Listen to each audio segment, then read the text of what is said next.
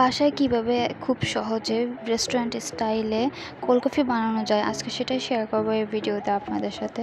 So hello everyone, welcome to my another blog. আশা করি আপনারা সবাই সুস্থ আছেন এবং ভালো আছেন। সেদিন বিকালে একটু ফ্রি থাকায় ভাবলাম যে কী করা যায়। তো হুট করে মাথায় আসলো যে হ্যাঁ, একটু কোল্ড কফি বানিয়ে ফেলি। সো আপনাদের বাসায় সবারই হয়তো মিক্সার ব্লেন্ডার থাকে। সেই মিক্সার ব্লেন্ডার অ্যাট ফার্স্ট আপনাদের টেস্ট বার অনুযায়ী মিল্ক গুঁড়া পাউডারগুলো যে হয় সেগুলো নিয়ে নেবেন।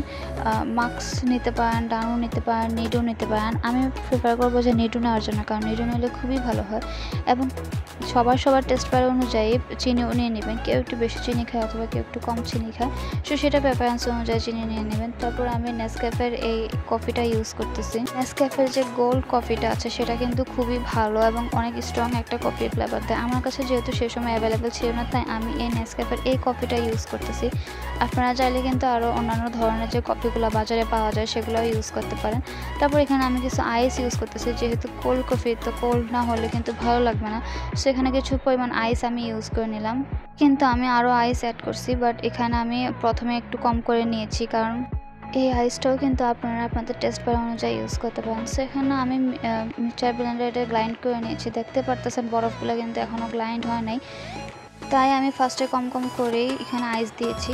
তারপর আবার গ্রাইন্ড করে নিয়ে আসলাম আর সুন্দর একটা সার্ভিং কাপে সার্ভ করে নিচ্ছি।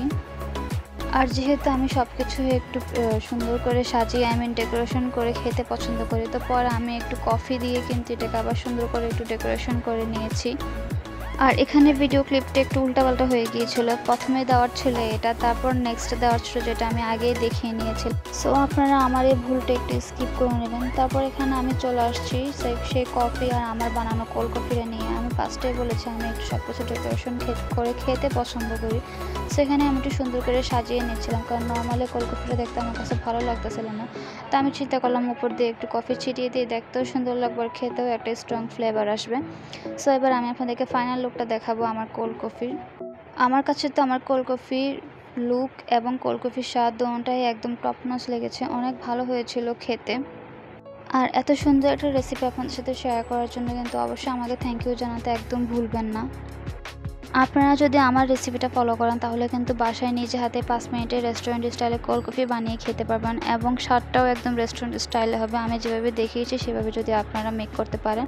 ইউজুয়ালি কিন্তু আমরা রেস্টুরেন্টে গেলে কোল্ড কফি 100 or 150 টাকা করে কিন্তু খেয়ে থাকি, বাট বাসায় যদি কয়েকটা আইটেম থাকে তাহলে কিন্তু আপনারা ইজিলি বানিয়ে ফেলতে পারবেন একটা সুন্দর এবং মজাদার রেস্টুরেন্ট স্টাইলে কোল্ড কফি। তো এই ছিল আমার আজকের ভিডিওটা যদি ভালো লেগে থাকে তাহলে অবশ্যই লাইক, কমেন্ট এবং শেয়ার করে দিয়ে আমার পাশে থাকবেন এবং আমার পেজটিকেও ফলো করে দিবেন। সো সবাই ভালো থাকবেন, সুস্থ থাকবেন। আল্লাহ হাফেজ।